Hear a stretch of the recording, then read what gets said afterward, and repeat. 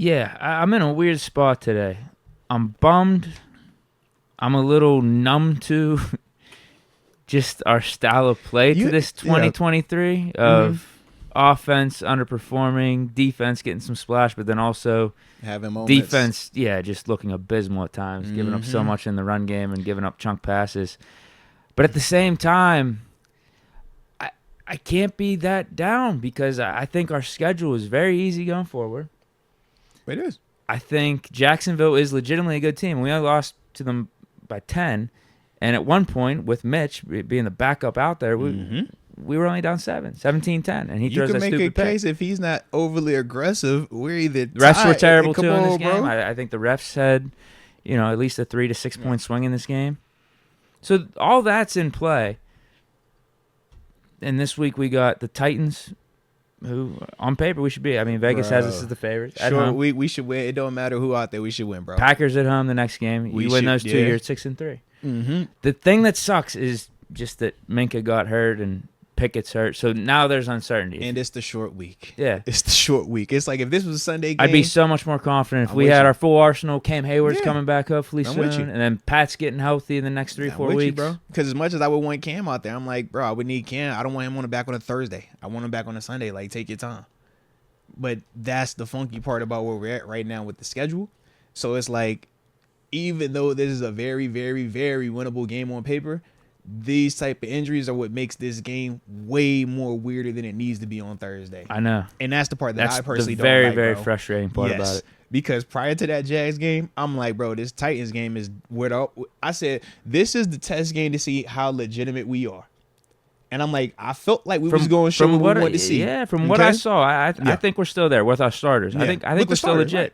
If you don't have your starters, that's no particularly the starting quarterback. But to me, that's no different when we looked at this offense and it didn't have starting pieces.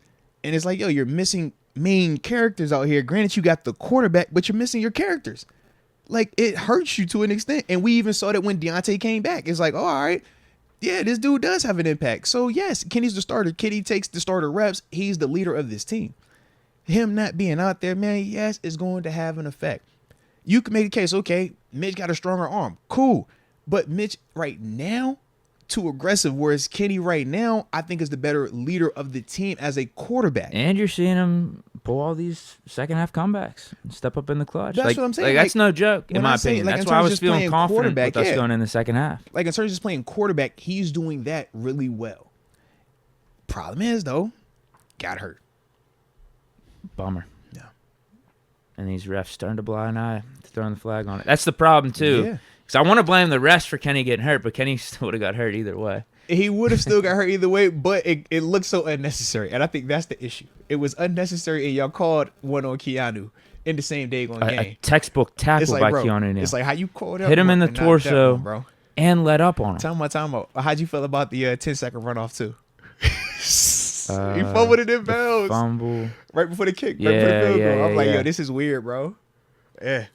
I just took their word for it, but I'll take your word for it now, saying it's weird. It's legit. Add that to another janky ref thing from yesterday's game. It was a legit call, but it was the weirdest at that time for them to call it. It's like, because he fumbled it going forward, you consider it him being tackled in bounds. And now since we don't use the timeout, it's a 10-second runoff. And we're just like, but dude, the fumble went out of bounds. He was going out of bounds. Everything was going out of bounds. It's like, yo, this is crazy. But I get why they... But this is, once again, man, why I don't like or why I feel this weird way about referees. I always say it's kind of like law enforcement, bro.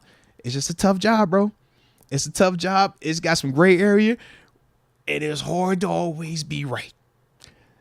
And I think a lot of times that's why we typically have some issues with it. Because, like, yo, this don't look right. That ain't consistent. How'd you figure this out? I'm just like, I just hate it, bro. I hate it, man.